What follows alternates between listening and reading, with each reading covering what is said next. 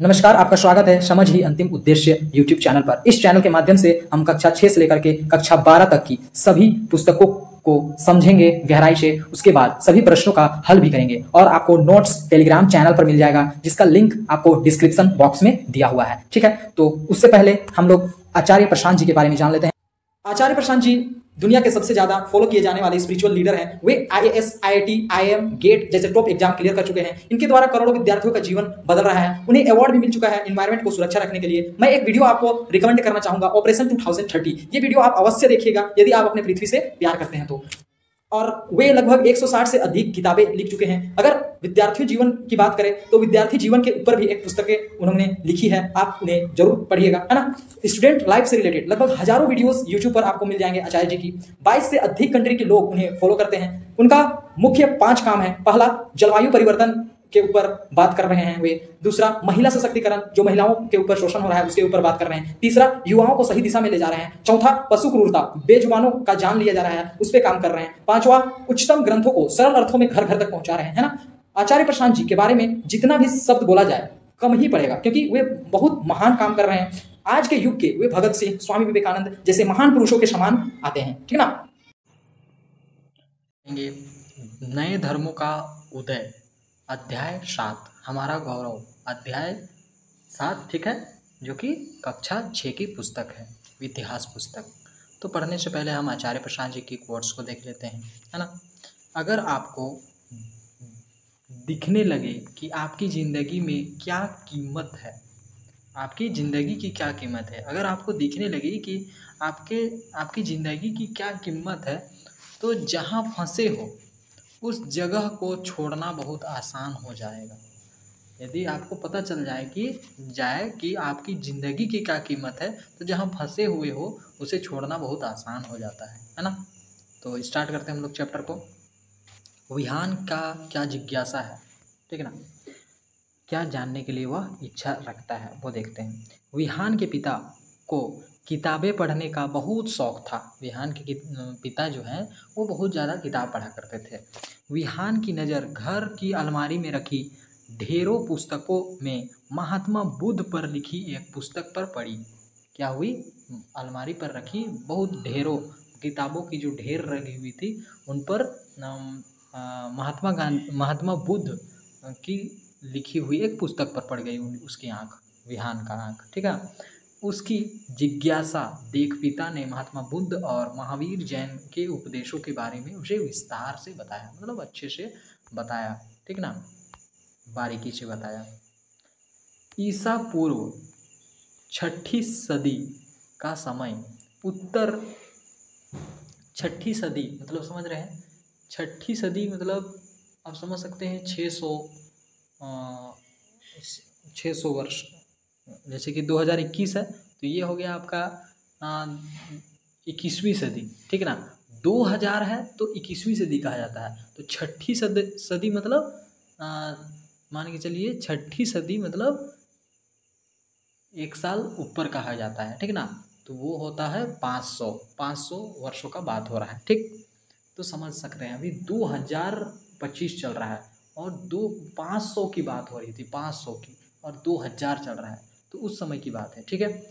ईसा पूर्व 6ठी सदी के समय उत्तर भारत मतलब समझ रहे हैं, उत्तर भारत, उत्तर इधर होती है, उत्तर भारत में धार्मिक दृष्टि से महान परिवर्तन का काल माना जाता है। धार्मिक दृष्टि के कारण क्या होता है? महान परिवर्तन का काल देखा जाता है। इस समय समाज में व्याप्त जितनी भी कुरीतियाँ थे, पाखंडों, कुप्रथाओं, छुआछूत, ऊंच नीच आदि के विरुद्ध आंदोलन उठ खड़ा हुआ। इस समय भी उठ खड़ा हुआ था। यह आंदोलन कोई आकस्मिक घटना नहीं थी, मतलब आज अचानक से उठने वाली कोई घटना नहीं थी, बल्कि लंबे समय से संचित हो रहे असंतोष का परिणाम था। बहुत लंबे समय से ये हो रहा था, ठीक ना। अतः वैदिक धर्मों के वैदिक धर्म में जितने भी कर्मकांडों के विरुद्ध प्रतिक्रिया आरंभ हो गई, ठीक ना। जितने भी कर्मकांड थे उसके विरुद्ध प्रक्रिया शुरू हो गई, ठीक। कुछ लोगों ने कर्मकांडों एवं बाह्य आडंबरों, बाहरी जो आडंबर दिखाते हैं की निंदा की और धर्म के नैतिक पक्ष पर बल दिया गया। ठीक है, जो मुख्य उद्देश्य था उस पर बल दिया गया, ताकत दिया गया, उस पर बात किया गया। ऐसे लोगों में महावीर एवं गौतम बुद्ध प्रमुख थे। और वही बात करने वाले में से प्रमुख कौन थे? महावीर और गौतम बुद्ध थे, जो कि कुरीतियों, पाखंडों, कुप्रथाओं, छुआछूत, ऊंच नीच के विरुद्ध आंदोलन खड़ा कर चुके थे। महावीर जहाँ जैन धर्म की संस्थापक में एक थे, जैन धर्म की संस्थापक कौन थे? महावीर थे। वहीं गौतम बुद्ध ने बौद्ध धर्म की स्थापना की थी। ठीक, महावीर ने जैन धर्म की तो बुद्ध ने बौद्ध धर्म की स्थापना की थी। जैन धर्म के बारे में पढ़ते हैं हम लोग। महावीर जैन धर्म के 24वें तीर्थकर थे। वे क्या थे? 24वें तीर्थकर थे। महावीर जैन जो थे, महावीर जैन धर्म 24वें तीर्थकर थे। उनका जन्म लगभग 599 ईसा पूर्व में वैशाली के निकट, देख रहे हैं ना, 599 मतलब 6ठी शताब्दी क्यों कहा गया? क्योंकि 100 आगे बोला जाता है, 599 है तो 6ठी, अगर 2025 है तो अभी क्या कहा जाएगा? 2000 चल रहा है, 2025, 2026 मतलब 2000 के अंडर आ रहा है, तो क्या कहा जाएगा? 21वीं सदी कहा जाएगा। ठीक है, तो इसीलिए 599 ईसा पूर्व को क्या कहा जा रहा है कि 6ठी शताब्दी में वैशाली के निकट कुंड ग्राम में हुआ था। किसका जन्म हुआ था? महावीर जी का। ठीक है ना, महावीर जी का जन्म कब हुआ था? 1599 ईसा पूर्व, और वैशाली के निकट कुंड ग्राम में हुआ था, कुंड गांव में हुआ था। उनके पिता का नाम सिद्धार्थ था, है ना, जो एक क्षत्रिय राजा थे। उनकी माता त्रिशला लिच्छवी कुल की थी। ठीक ना, त्रिशला लिच्छवी कुल की थी उसकी माता। एक राजकुमार के रूप में उनका लालन पालन हुआ। बचपन में उनका नाम वर्धमान था। जो महावीर जी का बचपन में नाम क्या था? वर्धमान था। ठीक, और उसके पिता का नाम सिद्धार्थ था। ठीक, युवावस्था में यशोदा नामक कन्या से के साथ उनका युवावस्था में ही, मतलब जवान समय में ही यशोदा नाम का एक स्त्री के साथ क्या हुआ था? उनका विवाह हो गया था, जिससे प्रियदर्शना नामक पुत्री हुई। जिससे क्या कौन हुई? प्रियदर्शना नामक एक पुत्री भी हुई उसकी। वर्धमान मतलब किसे कहा जा रहा है? महावीर ने। वर्धमान बचपन में उनका क्या नाम था? वर्धमान नाम था। ठीक, वर्धमान ने 30 वर्ष की अवस्था तक एक सुखी गृहस्थ का जीवन व्यतीत किया। 30 वर्ष तक वह सुखी गृहस्थ जीवन व्यतीत किया।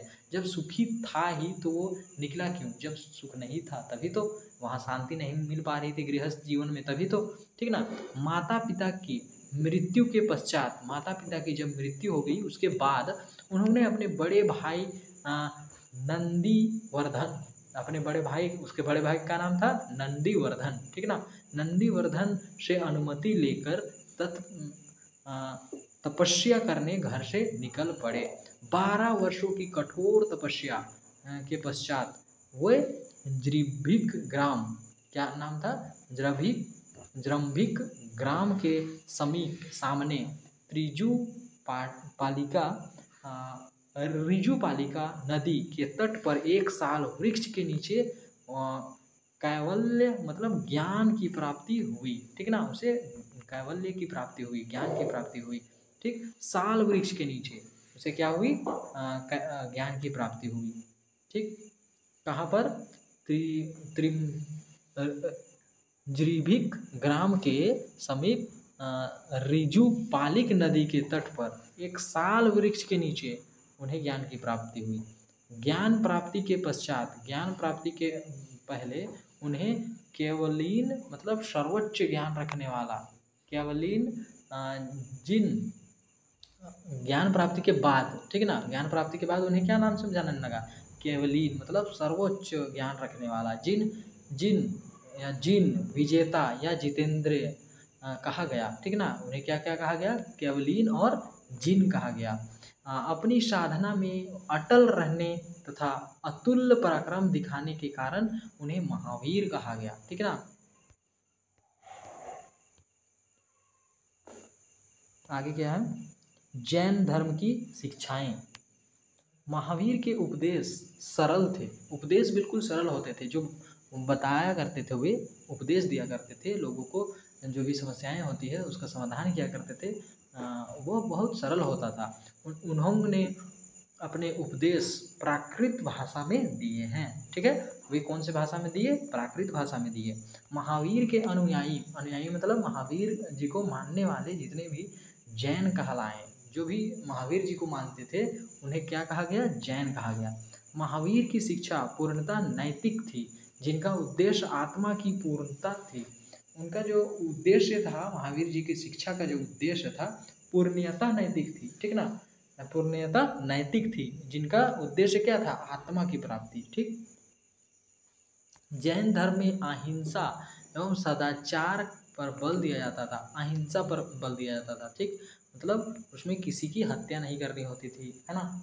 और इसके अनुयायियों मतलब इसको मानने वाले लोग जितने भी होते थे को संयमित जीवन जीना होता था, संयमित जीवन जीना होता था। देखिए यह भी जाने क्या गया है, महावीर की कठोर तपस्या का वर्णन जैन ग्रंथ आचारांग सूत्र में मिलता है, ठीक।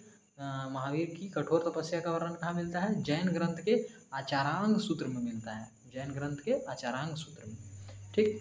अपने जीवन में इन्हें सादा सच बोलना एवं ईमानदारी होना पड़ता था। चोरी करने की सख्त मनाही थी, चोरी करने की सख्त मनाही थी। वे संपत्ति जमा कर सकते थे, वे संपत्ति भी नहीं जमा कर सकते थे, ठीक ना। उन्हें ब्रह्मचार्य का भी पालन करना होता था। ओके, आगे, जैन धर्म के अनुसार संसार के सभी प्राणी अपने अपने संचित कर्मों के अनुसार कर्मफल भोगते हैं। जैन धर्म के अनुसार क्या था, संसार के जितने भी प्राणी हैं सभी अपने जितने भी जो भी काम किए हुए हैं, जो भी कर्म किए हुए हैं, संचित कर्मों के अनुसार ही जितने भी काम किए हुए हैं उसके अनुसार ही उन्हें फल भोगना पड़ता है, ठीक। कर्मफल ही जीवन तथा मृत्यु का कारण है। कर्मफल ही आपका जीवन का और मृत्यु का कारण बनता है। कर्मफल से छुटकारा पाकर व्यक्ति निर्वाण की ओर अग्रसर होता है। कर्मफल को से छुटकारा पाकर व्यक्ति निर्वाण की ओर अग्रसर हो जाता है, ठीक ना, मतलब आत्मा की ओर बढ़ने लगता है। जैन धर्म के सिद्धांत क्या थे, मोक्ष प्राप्ति के लिए मनुष्यों को 5 सिद्धांत का पालन करना चाहिए। जैन धर्म का क्या सिद्धांत था, 5 सिद्धांत था। वह सत्य बोलना है, ठीक ना, आस्तेय रहना है, अहिंसा, अहिंसा मतलब आपका अहिंसा मतलब हो गया कि किसी पर क्रूरता नहीं करना है, किसी को मारना पीटना नहीं है, ठीक। अब अपरिग्रह और ब्रह्मचर्य, ठीक ना, ये सब क्या थी उनकी, ये सिद्धांत थी, है ना। व्याधिग्रस्त मतलब क्या होता है, जो कि व्याधिग्रस्त मतलब होता है कि बीमार या रोग से पीड़ित व्यक्ति को कहते हैं व्याधिग्रस्त। उन्होंने किसको किसको देखा था, बुढ़ों को देखा था, बीमारी से ग्रस्त लोगों को भी देखा था, मरे हुए लोगों को भी देखा था और सन्यासी को भी देखा था। उनका हृदय मानवता को दुख में फंसा देखकर अत्यंत खिन्न हो उठा। जो उनका हृदय जो था, दिल जो था, वो मानवता जो दुख में थे उन्हें देख करके बड़ा दुख उन्हें पहुंचा, ठीक है ना। गंभीर सांसारिक समस्याओं ने उनके जीवन का मार्ग बदल दिया। जो गंभीर संसार में जो समस्याएं थे उससे ही उनका जीवन का जो रास्ता बदल गया, ठीक ना। इन समस्याओं के समाधान के लिए 29 वर्ष के आयु में उन्होंने अपनी पत्नी और पुत्र राहुल को सोते छोड़कर गृह त्याग किया, ठीक। 29 वर्ष की आयु में ही वह अपनी पत्नी और पुत्र राहुल को सोते हुए छोड़ करके घर को त्याग दिया, घर छोड़ दिया। इस घटना को क्या है, देखिए, महाविनिष्क्रमण कहा गया, महाविनिष्क्रमण कहा गया। जो छोड़ के गए थे सोते हुए उन्हें क्या कहा गया, महाविनिष्क्रमण कहा गया। इसके पश्चात क्या हुआ, ज्ञान की खोज में कई वर्षों तक वे भटकते रहे। 16 वर्षों की कठिन साधना के बाद वैशाख पूर्णिमा की रात को उरुवेला में निरंजन नदी के तट पर एक पीपल वृक्ष के नीचे उन्हें ज्ञान की प्राप्ति हुई। ठीक है, ये जो कहा जाता है ज्ञान की प्राप्ति हो गई 16 साल के बाद, वो नहीं होता है। वो निरंतर ज्ञान की 16 साल हर दिन वो ज्ञान की प्राप्ति करते गए, ठीक ना। और वो हमेशा करते ही थे, ऐसा नहीं कि इस दिन उसको ज्ञान प्राप्त हो गया। ठीक है, इसके बाद वे बुद्ध के नाम से विख्यात हो गए, मतलब नामी हो गए। ठीक है ना। ज्ञान प्राप्ति के पश्चात बाद वे बुद्ध वाराणसी के निकट सारनाथ गए। ठीक ना, वाराणसी के निकट में एक सारनाथ है, वहाँ गए। वहाँ यहाँ उन्होंने अपना प्रथम उपदेश दिया, पहला जो सीख दिया वो कब दिया, वह वाराणसी में दिया। ठीक है ना। जिस उपदेश दिया जिसे धर्म चक्र प्रवर्तन कहा गया। 80 वर्ष के आयु में कुशीनगर में उनके शरीर त्याग की घटना को महापरिनिर्वाण कहा गया। 80 वर्ष के आयु में वे अपने शरीर को छोड़े। ठीक ना, जो कि कहा कुशीनगर में उनके शरीर त्याग की घटना को परिनिर्वाण कहा गया। ठीक, बुद्ध के जीवन से संबंधित 5 चिन्ह क्या क्या है। घटना, जन्म हुआ था। ठीक, कमल व सांड,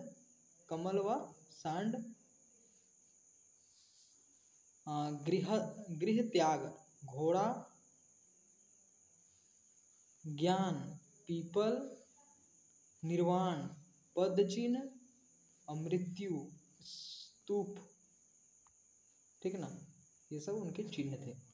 महात्मा बुद्ध के अष्टांगिक मार्ग, सम्यक दृष्टि, सम्यक संकल्प, सम्यक वाक, सम्यक कर्म, सम्यक आजीव, सम्यक व्यायाम, सम्यक स्मृति तथा सम्यक समाधि होना चाहिए। ठीक है, सम्यक मतलब क्या होता है, सम्यक मतलब सही होता है। ठीक है, तो सही दृष्टि होनी चाहिए, सही संकल्प होना चाहिए। ठीक है ना, सही बात बोलना चाहिए, सही काम करना चाहिए, मतलब ये सब सारा चीज़ सही होना चाहिए। ठीक, सारा चीज़ सही होना चाहिए। बौद्ध धर्म की शिक्षाएं क्या क्या थी। बौद्ध धर्म ने कहा कि संसार दुखमय है, दुखों से भरा हुआ है संसार, और लोग केवल इच्छा और लालसा के कारण दुख पाते हैं। अगर लोग के पास इच्छा और लालसा नहीं होगा तो वो दुख को नहीं पाएंगे, वे लालच के कारण ही दुख पाते हैं। यदि इन पर विजय प्राप्त कर ली जाए तो निर्वाण प्राप्त हो जाएगा। ठीक, निर्वाण बौद्ध धर्म का परम लक्ष्य था, है ना। निर्वाण का अर्थ होता है क्या, दीपक का बुझ जाना, अर्थात जन्म और मृत्यु के चक्कर से मुक्ति अर्थात मोक्ष पा जाना। ठीक, निर्वाण मतलब मृत्यु और जन्म और मृत्यु के चक्कर से मुक्त अर्थात मोक्ष पा जाना। गौतम बुद्ध ने दुख से छुटकारा पाने के 8 साधन बताए, जिसे अष्टांगिक मार्ग कहा जाता है। उनकी शिक्षा है कि ना अत्यधिक विलास, मतलब किसी भी चीज़ को भोगना, ठीक है ना, विलास मौज मस्ती करना चाहिए, ना अत्यधिक संयम रहना चाहिए, ना ज़्यादा बिल्कुल घुल मिल के भी नहीं रह रहे हैं, वो भी अच्छा बात नहीं है। वे मध्य मार्ग को उचित समझते हैं, बीच में रहिए, ना ज़्यादा किसी में घुल जाइए, ना बिल्कुल किनारे, वैसा नहीं रहना है, मीडियम रहिए। ठीक, घुलना भी नहीं है ज़्यादा और नहीं भी घुलना है, वैसा भी नहीं। ठीक, मध्य में रहना है। यज्ञ कर्मकांडों तथा पशु बलि जैसे कुप्रथाओं का बुद्ध ने जमकर विरोध किया। वे मानव जाति में समानता लाना चाहते थे। देखिए, यज्ञ कर्मकांडों तथा पशु बलि जैसे कुप्रथा का बुद्ध ने जमकर विरोध किया। देखिए, पशु बलि की जमकर विरोध किया था। देखिए, हम लोग तो ऐसे भी जानते हैं, लोग अपने जीव के स्वार्थ के चलते जानवरों को मारते हैं, काटते हैं, है कि नहीं, बलि देते हैं। आप समझ पा रहे होंगे कि जिस तरह जानवर ईश्वर का बेटा है या बेटी है, उस तरह हम भी हैं, तो हम भी उनके बेटे हैं, पशु पक्षी भी उनके बेटे हैं। तो कोई भी अपना जो पिता है, जो ईश्वर हैं, वो चाहेंगे कि तुम दूसरे बेटे को बलि दो, काटो, तो मैं तुमको फल दूंगा। कोई चाहेगा कि कोई मान के चलिए कोई पिता है, वो चाहेगा कि छोटा बेटा को तुम काटो, बलि दो, तो मैं बड़े बेटे को तुमको क्या करूँगा कि आगे बढ़ा दूँगा। ऐसा हो सकता है? बिल्कुल नहीं। जो पिता रहेगा वो तो सबके भलाई चाहेगा, किसी को काटने तो नहीं देगा। लेकिन लोग क्या कर दिए हैं, नियम बना दिए हैं कि क्या करना है, अपने स्वाद के लालच के लिए बलि भी देते हैं तो क्या करते हैं, मंदिरों में जो खून को केवल वहाँ गिरा देते हैं और बाकी सब खा लेते हैं घर में जा कर के। वो अपने स्वाद के, अपने जीव के लालच के चलते ऐसा करते हैं, ठीक है ना। ये सब अपने स्वार्थ के चलते मासूम जानवरों को मारते हैं, है ना। तो आप समझ पा रहे होंगे ये सब बहुत गंदा कुरीतियाँ हैं, है ना। हमें इसे त्यागना होगा।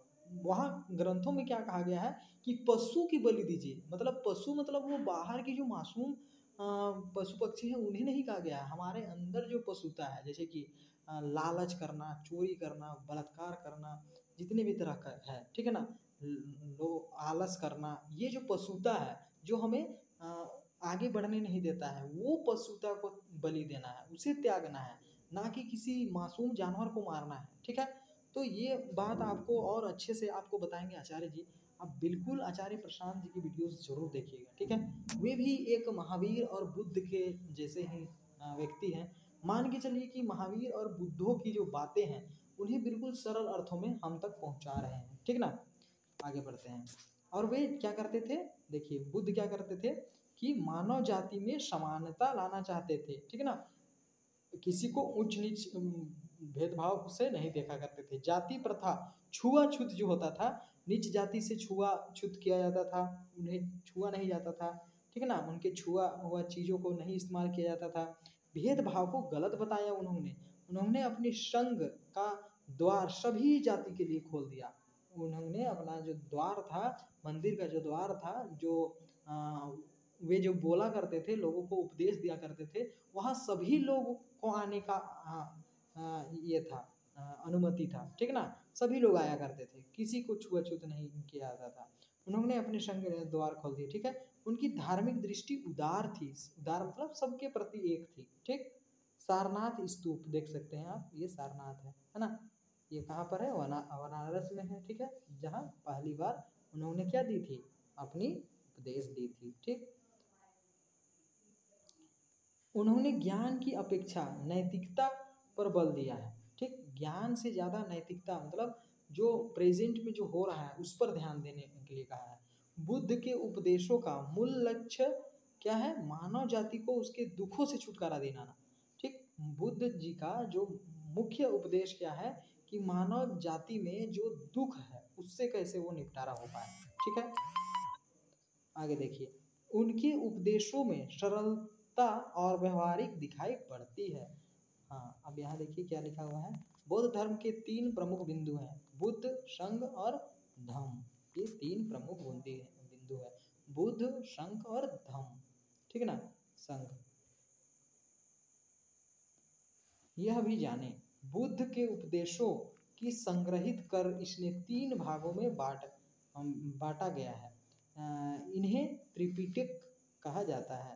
त्रिपिटक मतलब 3 भागों में बांटा गया, इसीलिए यह सुत्त पिटक मतलब इसमें बुद्ध के उपदेश हैं, सुत्त पिटक में बुद्ध के उपदेश हैं। विनय पिटक मतलब इसमें भिक्षुओं के अनुशासन से संबंधित नियम है, जो भिक्षु होते थे उनके संबंधित जो अनुशासन होते थे वो हैं। और अभिधम्म पिटक में इसमें दार्शनिक विचार हैं, ठीक है ना। आगे, बौद्ध धर्म का प्रचार प्रसार। बौद्ध धर्म का प्रसार भारत के अलावा अन्य कई देशों में हुआ। भारत के अनेक महान राजाओं ने इस धर्म को ग्रहण किया तथा इसके प्रचार प्रसार में अपने राज्य के साधनों को लगा दिया। अपने राज्य में जो साधन थे, पैसे थे या सैनिकों को भेजना यहाँ से वहाँ, और बुद्धों को आश्रय देना, उन्हें भोजन देना, ठीक है ना, उनकी सारी व्यवस्था कराना, ये क्या करते थे। ऐसे राजा में बिंबिसार थे, अजातशत्रु थे, कनिष्क थे, हर्षवर्धन थे आदि के नाम प्रमुख हैं। अशोक महान ने क्या किया था, इस धर्म को अंतर्राष्ट्रीय पहचान दिलाई। चीन, जापान, कोरिया, श्रीलंका, दक्षिण पूर्व एशिया के कई देशों तक बौद्ध धर्म के अनुयायी बने, ठीक, क्लियर है। बौद्ध धर्म के देन क्या है, कि देन क्या क्या है। बौद्ध धर्म ने अहिंसा, शांति, बंधुता, सह अस्तित्व आदि का आदर्श दिया। ठीक है ना। अहिंसा मतलब किसी का जान नहीं लेना, शांति से रहना, बंधुता किसी के सबको एक समान देखना। ठीक है। सह अस्तित्व, सबका सह अस्तित्व है। ठीक है। सभी का समान अस्तित्व है। ठीक, कोई भी छोटा बड़ा नहीं है का आदर्श दिया। अशोक, कनिष्ठ, हर्ष आदि राजाओं में जो धार्मिक सहिष्णुता थी वे बौद्ध धर्म से प्रभावित थे, ये राजा। ठीक ना। अशोक ने युद्ध विजय की नीति की परित्याग कर धम्म विजय की नीति अपनाई। युद्ध नीति को छोड़ करके क्या की, परित्याग करके धम्म नीति को अपनाया। ठीक है ना। मतलब किसी का जान नहीं लेना है, ऐसा सोचा उसने। धम्म नीति मतलब प्रेम से सभी से रहना है। ठीक, इसका अध्ययन आगे के अध्याय में हम करेंगे। ठीक ना। क्या है, बौद्ध धर्म का प्रभाव भारतीय कला और स्थापत्य के विकास में भी दिखाई पड़ता है। जो आप सांची, सारनाथ के स्तूप, अजंता के गुफाएं और एवं उनकी चित्र कारियां तथा संग्रहालयों में सुरक्षित बौद्ध की मूर्तियों में देख सकेंगे। ठीक, देख पा रहे होंगे, यहाँ गुफा दिख रही है आपको, है ना। यहाँ जो बौद्ध भिक्षु हुआ करते थे वे रहा करते थे। ठीक, कालरे की गुफा है ये। ठीक ना। कालरे की गुफा महाराष्ट्र में लोनावाला के निकट करली में स्थित है। यहाँ चट्टान काटकर निर्मित प्राचीन बौद्ध विहार मतलब क्या होता है, जहाँ बौद्ध रुका करते थे। ठीक ना, उसे बौद्ध विहार कहा जाता है। यहाँ बौद्ध भिक्षु एवं भिक्षुनी रहकर ध्यान किया करते थे। ठीक, उपनिषद के बारे में पढ़ेंगे। उपनिषद बौद्ध के समय या इससे थोड़ा पहले कई लोग कुछ अन्य प्रश्नों को सुलझाने का प्रयास कर रहे थे। उदाहरण के लिए, क्या मृत्यु के बाद जीवन होता है। ठीक है, बौद्ध से भी पहले कुछ लोग ये प्रश्नों का सुलझाने का उपाय कर रहे थे ना, प्रयास कर रहे थे। क्या क्या था, मृत्यु के बाद जीवन होता है, यज्ञ क्यों आवश्यक है, आत्मा, परमात्मा, ब्रह्म आदि इनके बारे में उनकी उत्सुकता बढ़ रही थी। ठीक, इस संबंध में कई विचार दिए गए जिसे उपनिषद में संकलित किया गया है। ठीक, जिसे कहाँ संकलित किया गया है, लिखा गया है, उपनिषद में लिखा गया है। तो उपनिषद पढ़ना हमारे लिए बहुत जरूरत है ना। उपनिषद का शाब्दिक अर्थ है उप मतलब समीप, सामने, नि मतलब निष्ठापूर्वक। ठीक, और सद मतलब बैठना, समीप निष्ठापूर्वक बैठना, अर्थात गुरु के समीप निष्ठापूर्वक मतलब निष्ठा के साथ उसकी हर बातों को सुनना अच्छे से।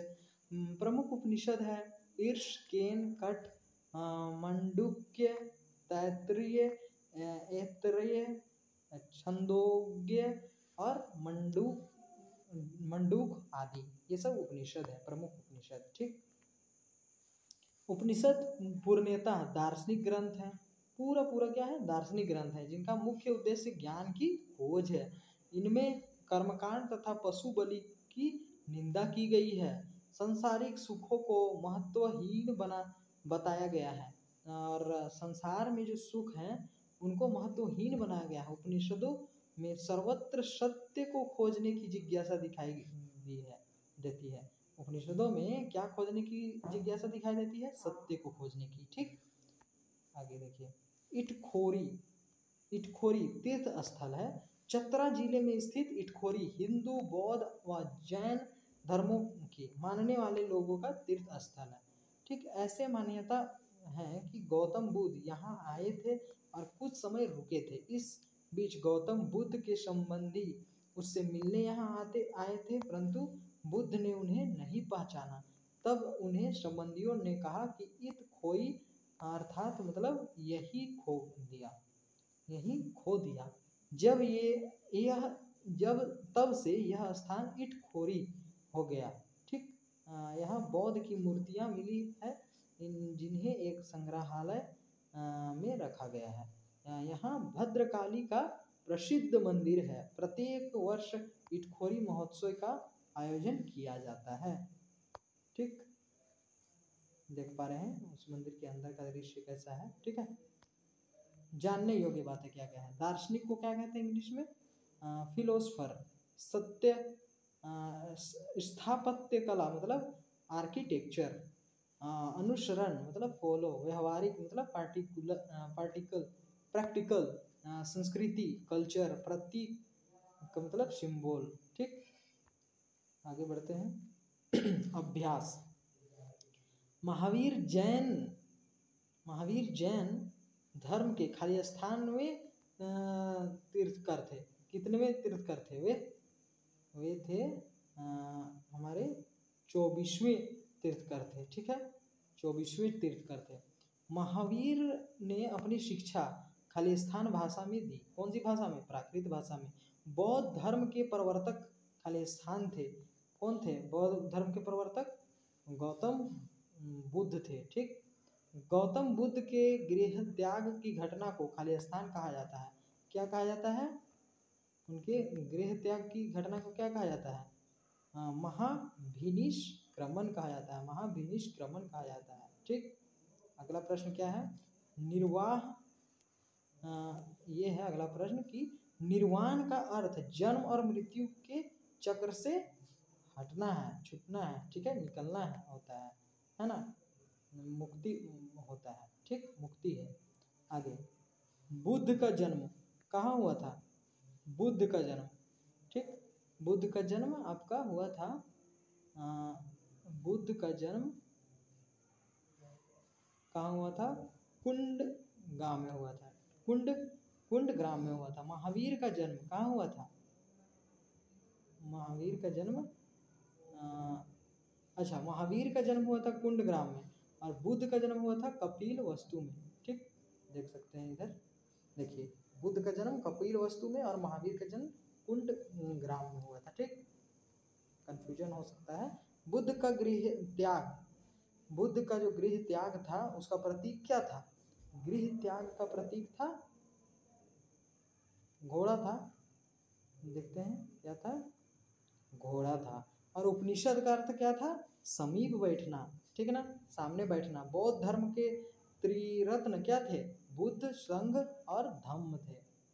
ठीक है ना, निम्नलिखित के प्रश्नों के उत्तर दीजिए। उपनिषद क्या थे?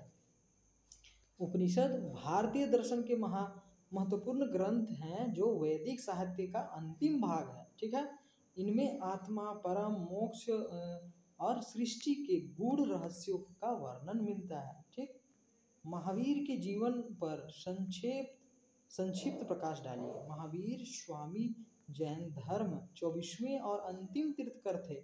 उनका जन्म कुंड ग्राम में हुआ था। उन्होंने 30 वर्ष की आयु में गृह त्याग कर तपस्या और कैवल्य ज्ञान प्राप्त किया। ठीक, उन्होंने अहिंसा, सत्य, अत्यय मतलब चोरी कम करना, ब्रह्मचर्य, अपरिग्रह मतलब ज़्यादा जमा नहीं करना के सिद्धांतों का उपदेश दिया करते थे। जैन धर्म में त्रिरत्न से आप क्या समझते हैं? देखिए, जैन धर्म में त्रिरत्न का अर्थ होता है सम्यक दर्शन मतलब सही विश्वास, सम्यक ज्ञान सही ज्ञान, और सम्यक आचरण मतलब सही आचरण। इन तीनों रत्नों का पालन मोक्ष प्राप्ति के लिए आवश्यक माना जाता है। सही विश्वास करना, सही ज्ञान रखना और सही आचरण करना। ठीक है, धर्म चक्र परिवर्तन से आप क्या समझते हैं? धर्म चक्र परिवर्तन का अर्थ है धर्म के चक्र को गति देना। धर्म का जो चक्र है उसे गति देना। यह शब्द विशेष रूप से गौतम बुद्ध के सारनाथ में दिए गए प्रथम उपदेश के लिए प्रयोग किया जाता है, जिन्हें उन्होंने दुख निवारण और मोक्ष प्राप्ति के मार्ग का वर्णन किया है। ठीक, त्रिपिटक क्या है? त्रिपिटक बौद्ध धर्म के प्रमुख ग्रंथ हैं। यह 3 भागों में विभाजित है। विनय पिटक मतलब बौद्ध भिक्षुओं के नियम, सुत्त पिटक मतलब बुद्ध के उपदेशों का संग्रह, और अभिधम्म पिटक मतलब बौद्ध दर्शनों का विश्लेषण। ठीक, अगला प्रश्न क्या है कि जैन धर्म का प्रसार भारत में के बाहर कम क्यों हुआ? जैन धर्म का प्रसार भारत के बाहर कम क्यों हुआ कह रहा है, ठीक है। कम किस लिए हुआ, क्योंकि कठोर तपस्या थी, है ना। क्या था, कठोर तपस्या और नियम था, नग्नता का प्रचलन था, दिगंबर में नंगे भी रहा करते थे, ठीक ना। संकीर्ण भौतिक प्रसार था, जैन धर्म मुख्य रूप से भारत के कुछ क्षेत्रों तक ही सीमित थे, ठीक ना। वे इनसे बौद्ध धर्म की तरह व्यापक प्रचार प्रसार पर जोर नहीं किया करते थे, हैं। बौद्ध धर्म की तरह उतना ज़्यादा प्रचार प्रसार नहीं किए। आगे, गौतम बुद्ध के अंग अष्टांगी मार्ग कौन कौन थे, इससे हमें क्या शिक्षा मिलती है। बौद्ध धर्म के अष्टांगी मार्ग क्या थे, सम्यक दृष्टि, सही समझ, सम्यक संकल्प, सही विचार, सम्यक वचन, सही वाणी, सम्यक कर्मात, सही काम, सम्यक आजीव मतलब सही आजीविका, ये होते थे। फिर 6 नंबर में सम्यक व्यायाम, सही प्रयास, सम्यक स्मृति, सही स्मृति, ठीक, सही याद रखना है, सम्यक समाधि, सही एकाग्रता, है ना।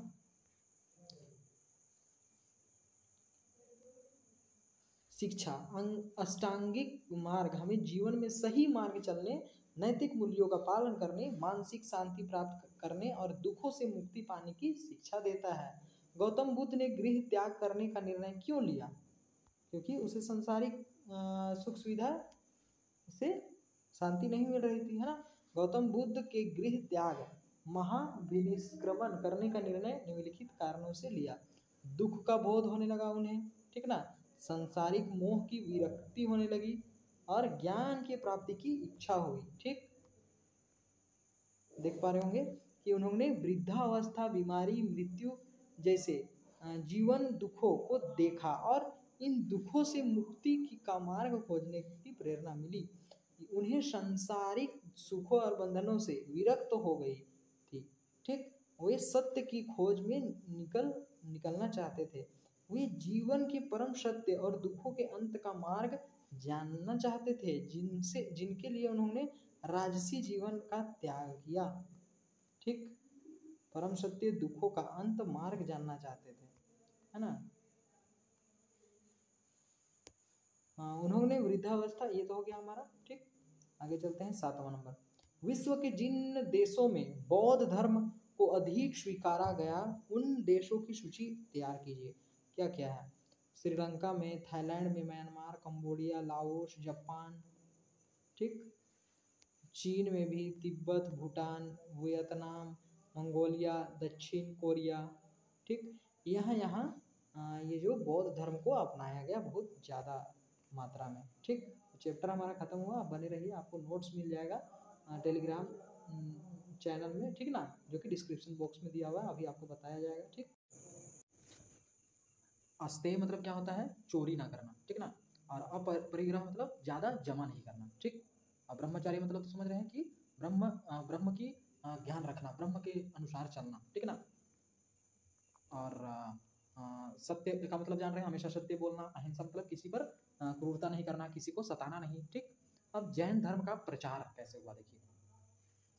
जैन अधिकांश लोगों के लिए जैन धर्म के नियमों का पालन करना बहुत कठिन था, समझ पा रहे हैं कि सत्य बोलना था, अहिंसा पर चलना था, अस्तेय था मतलब चोरी नहीं करना था, फिर ज़्यादा संग्रह भी नहीं करना था, ब्रह्मचारी का पालन करना था। तो ये नियम जो होते थे वो बहुत कठिन लगने लगे लोगों को। मुख्यतः व्यापारियों ने जैन धर्म का समर्थन किया, व्यापारियों ने समर्थन किया। किसानों के लिए इन नियमों का पालन करना मुश्किल था, क्योंकि फसल की रक्षा के लिए उन्हें कीड़े मकोड़ों को मारना पड़ता था, और अहिंसा था, यहाँ किसी को मारना नहीं था, ठीक ना, उन्हें तो कीड़े मकोड़ों को मारना पड़ता था। बाद में जैन धर्म उत्तर भारत में कई हिस्सों के साथ साथ गुजरात, तमिलनाडु, कर्नाटका में भी फैल गया। महावीर तथा उसके अनुयायी मतलब उसको मानने वाले की शिक्षा कई सदियों तक मौखिक रूप में ही रही। वर्तमान रूप में उपलब्ध जैन साहित्य लगभग 1500 वर्ष पूर्व गुजरात में वल्लभी नामक स्थान पर लिखी गई, ठीक। वर्तमान में उपलब्ध जो जैन साहित्य है वो लगभग 1500 वर्ष पहले गुजरात में वल्लभी नामक स्थान पर लिखी गई थी, ठीक। अब देखिए, बाद के दिनों में जैन धर्म श्वेतांबर और दिगंबर संप्रदाय में बट गया। श्वेतांबर मतलब महावीर जो जैन धर्म था वो दो भागों में बट गया। क्या क्या? श्वेतांबर और दिगंबर। श्वेतांबर श्वेत वस्त्र धारण करते थे, श्वेतांबर जो होते थे वे श्वेत मतलब सफेद कपड़ा पहनते थे, ठीक ना। दिगंबर कोई भी वस्त्र धारण करते थे, कैसा भी कपड़ा धारण नहीं करते थे। अच्छा, दिगंबर कोई भी वस्त्र धारण नहीं करते थे, मतलब नंगे होते थे, ठीक ना। श्वेतांबर जो सफेद वस्त्र धारण करते थे और दिगंबर जो कोई भी वस्त्र पहना नहीं करते थे, ठीक। आगे क्या है? कल्पसूत्र संस्कृत में लिखा गया जैन धर्म का सबसे महत्वपूर्ण ग्रंथ है। कल्पसूत्र जो है वो संस्कृत में लिखा गया जैन धर्म का सबसे महत्वपूर्ण ग्रंथ है। अन्यथा पहले क्या में लिखा जाता था? प्राकृत भाषा में बोला जाता था, केवल बोलियों से प्रसिद्ध था, ठीक ना। लेकिन कल्पसूत्र एक ऐसा संस्कृत में लिखा गया जैन धर्म है जो कि बहुत महत्वपूर्ण ग्रंथ है, ठीक। आगे पढ़ते हैं हम लोग। जैन धर्म की क्या क्या देन है? जैन धर्म की साहित्य है देन, स्थापत्य कला, बहुत सी कलाएं हैं। जैनियों का योगदान महत्वपूर्ण है। जैन विद्वानों ने विभिन्न कलाओं में लोक भाषाओं के माध्यम से अपनी कृतियों की रचना की। प्राकृत, कन्नड़, संस्कृत, तमिल, तेलुगु आदि भाषा में जैन साहित्य मिलते हैं। जैन के जितने भी साहित्य हैं वो इन भाषा में मिलते हैं। क्या क्या में? प्राकृत, कन्नड़, संस्कृत, तमिल, तेलुगु भाषा में। उड़ीसा की उदयगिरी पहाड़ी पर अनेक जैन गुफाएं मिलती है। उड़ीसा के उदयगिरी पहाड़ी पर अनेक जैन गुफाएं मिलती है। खजुराहो, सौराष्ट्र, राजस्थान में भव्य जैन मंदिर बने हैं। कर्नाटक स्थित श्रवण बेलगोला में कई जैन मंदिर भी है, ठीक। दिलवाड़ा, माउंट आबू राजस्थान में एक प्रसिद्ध जैन मंदिर भी है, ठीक। दिलवाड़ा जो कि एक प्रसिद्ध जैन मंदिर है, कहाँ पर है? राजस्थान में। ये सभी स्थापत्य कला के क्षेत्र में जैनियों की योगदान को दर्शाता है। ये बताता है कि जैन क्या योगदान देते थे। पारसनाथ एक महत्वपूर्ण जैन तीर्थ स्थल है। पारसनाथ एक महत्वपूर्ण जैनों का तीर्थ स्थल है। जैन धर्म का एक महत्वपूर्ण तीर्थ स्थल पारसनाथ झारखंड के गिरिडीह जिले में अवस्थित है, ठीक। कहाँ पर स्थित है? झारखंड के गिरिडीह जिले में स्थित है। यह स्थल जैन धर्म के 23वें तीर्थंकर पश्रवनाथ से संबंधित है। 23वें जो तीर्थकर थे पश्रवनाथ, उससे संबंधित है ये तीर्थ स्थल पारसनाथ। 23वें तीर्थकर पार्श्वनाथ से संबंधित है, ठीक है, याद रखिएगा। पार्श्वनाथ का काल महावीर काल से 250 साल पहले माना जाता है। 250 साल पहले महावीर जी से 250 साल पहले माना जाता है इनका जीवन काल, ठीक। महावीर इनका काल।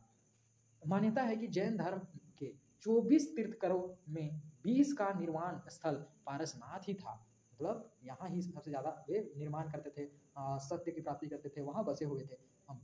24 में से 20 यहाँ पर थे, ठीक। जिस स्थल पर मंदिर आदि निर्मित है, बनाए हुए हैं, उसे समेद शिखर कहते हैं। क्या कहते हैं? समेद शिखर कहते हैं। यह झारखंड का सबसे ऊंचा स्थल है। इसकी ऊंचाई समुद्र तल से 1365 मीटर है। यह स्थल उतना ऊंचा है कि घाटी में पर्याप्त काल के समय बादलों को तैर कर नजदीक से गुजरता हुआ महसूस किया जा सकता है। बादलों को लगे कि आपके सामने से बादल तैरते हुए गुजर रहे हैं, इतना ऊंचा है, ठीक ना। यहाँ पर्यटकों का सालों भर आना जाना लगा रहता है, ठीक। देख पा रहे होंगे कितना अच्छा दृश्य है ना, पारसनाथ पहाड़, ठीक। 23वें तीर्थकर पारस्व का यहाँ क्या था? उसी का यहाँ उसी से संबंधित है, ठीक है। ये जैन धर्म स्थल है। अब बौद्ध धर्म के बारे में पढ़ेंगे। बौद्ध धर्म के प्रवर्तक कौन थे? गौतम बुद्ध थे। बौद्ध धर्म के प्रवर्तक गौतम बुद्ध थे। उनका बचपन का नाम सिद्धार्थ था। सिद्धार्थ, अच्छा, सिद्धार्थ किसका नाम था? महावीर वाले में महावीर के पिता का नाम था, ठीक है।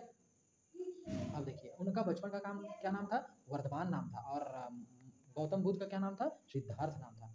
ये 563 ईसा पूर्व में नेपाल के तराई में कपिल वस्तु के निकट लुम्बिनी वन में उनका जन्म हुआ था। देखिए महावीर जी का जन्म कब हुआ था?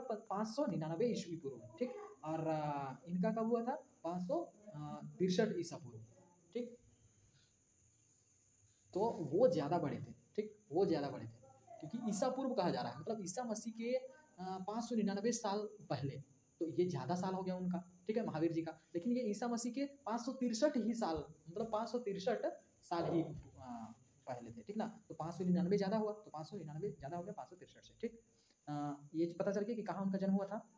उनका जन्म कहाँ हुआ था? नेपाल के तराई में कपिल वस्तु के निकट लुम्बिनी वन में उनका जन्म हुआ था। उनके पिता शुद्धोधन कपिल वस्तु के शाक्य गण के प्रधान थे। वे कपिल वस्तु के शाक्य गण के प्रधान भी थे। उनकी माता माया और कौशल राजवंश की राजकुमारी थी। ठीक, शैशव काल में माता की मृत्यु के बाद उनकी मौसी महाप्रजापति गौतमी ने इनका लालन पोषण किया था। उनकी मौसी ने लालन पोषण किया था उनकी माँ की मृत्यु के बाद। सिद्धार्थ बचपन से ही बहुत चिंतनशील स्वभाव के थे। वे चिंता बहुत ज़्यादा किया करते थे, सभी चीज़ को सोच समझ के, कोई भी सोचा समझा बहुत करते थे। ठीक है, चिंता किया करते थे, चिंतन मनन किया करते थे। ठीक है ना, एकांत में बैठकर वे जीवन मरण सुख दुख आदि विषयों पर गंभीरता पूर्वक विचार किया करते थे।